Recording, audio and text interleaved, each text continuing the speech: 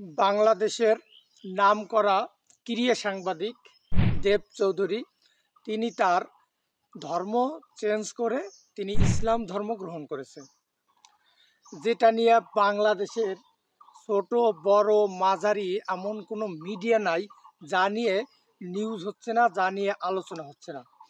যাক, এটা নিয়ে আমি যাব না। তিনি হিন্দু ধর্ম ত্যাগ করছেন কেন বা মুসলিম ধর্ম কেন গ্রহণ করছেন, আমি কোনো ধরনের বিতর্ক যেতে চাই না, কিন্তু কিছু একদম রিয়েল ফ্যাক্ট আপনাদের মাঝে তুলে ধরতে চাই। তো ভিডিওটা শেষ পর্যন্ত দেখবেন। চ্যানেলে নতুন হয়ে থাকলে অবশ্যই চ্যানেলটি সাবস্ক্রাইব করবেন। দেব চৌধুরী বাংলাদেশের এমন একজন সাংবাদিক যিনি তেলমারা সাংবাদিক হিসেবেই বহুল পরিচিত। তিনি অনেক আগে থেকেই যখন যে প্লেয়ার পিকে থাকে, যখন যে প্লেয়ার খুবই ক্ষমতাধর হয়, খুব ভালো ফর্মে থাকে, তখন সেই প্লেয়ারকে তেল দিয়ে তেল মালিশ করে যতক্ষণ না তিতা না ওঠে ততক্ষণ তিনি মালিশ করেই যায়। তার তেল মারা স্বভাবের কারণে তিনি অনেকের কাছেই অপ্রিয় একজন ক্রীড়া সাংবাদিক। তিনি এত পরিমাণ অপ্রিয় ক্রীড়া সাংবাদিক হয়েছে যে এখন মানুষ তাকে আর খাচ্ছে না, তাকে নিচ্ছে না, তাকে কেউ এখন আর দেখে না। তার অ্যানালাইজ, ওই যে তেল মারা অ্যানালাইজ, এখন মানুষ আর এগুলো বুঝে ফেলেছে, খায় না। যে কারণে তার ভিউ বলেন, তার রিচ বলেন, সবই ডাউন। এখন বাংলাদেশের যে প্রেক্ষাপট, বাংলাদেশের ম্যাক্সিমাম মানুষই হচ্ছে ধর্মভীরু এবং বাংলাদেশের 90% প্লাস মুসলমান সংখ্যাগরিষ্ঠ।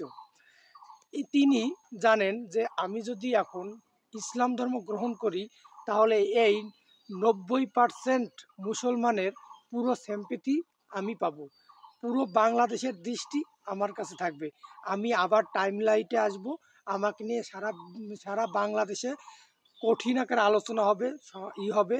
আমার পরিস্থিতি ফেসগুলো এমনিতেই আছে, আরও বৃদ্ধি পাবে এবং অনেক মুসলমানরা আমাকে গ্রহণ করবে, আমাকে দেখা শুরু করবে। যেহেতু এতদিন আমি তেলবাজি করতাম, তেল মালিশ করতাম, যে কারণে আমাকে অনেকেই অপছন্দ করে, তারাও এখন সিংহভাগ মানুষ আমাকে আবার নতুনভাবে পছন্দ করা শুরু করবে। তার ভিতরে আসলে ধর্মজ্ঞান বা ধর্মচর্চা তার ভিতরে বিন্দুমাত্র নাই। সে হিন্দু ধর্মে থাকলেও জীবনে হিন্দু ধর্মের কোনো অংশগ্রহণ সে জীবনে করে নাই। তো আমি মনে করি না তিনি একজন হিন্দু ধর্মাবলম্বী। আমি সবসময় মনে করি তিনি একজন সুবিধাভোগী, তিনি একজন তেল মালিশ করা লোক, তিনি একজন চাপাবাজ, তিনি একজন 420। এখন আসি দ্বিতীয় কথায়, কেন এই দেব চৌধুরী হঠাৎ ইসলাম ধর্ম গ্রহণ করলো।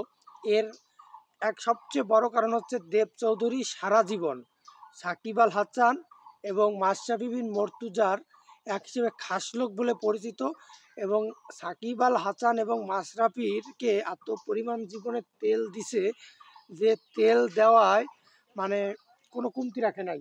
কয়েক টন তেল তিনি খরচ করে ফেলেছে এই সাকিব এবং মাশরাফিকে তেল দিতে দিতে দিতে।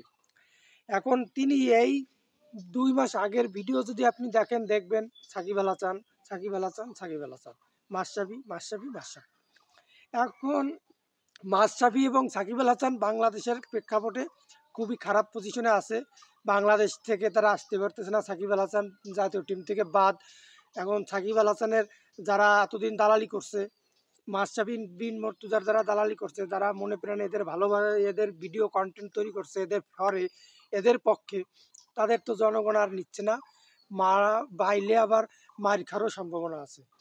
আর যেহেতু বাংলাদেশের মানুষ ধর্মভীরু, তাই তার অতীতের যত কর্মকাণ্ড, অতীতের যত তেল মালিশ করার জিনিস, যারা মানুষ ওকে খুবই অপছন্দ করে, তাদের কাছে পছন্দ এবং ভালো হওয়ার জন্য, তাদের অ্যাটেনশন পাওয়ার জন্য তিনি এই কাজটা করছে।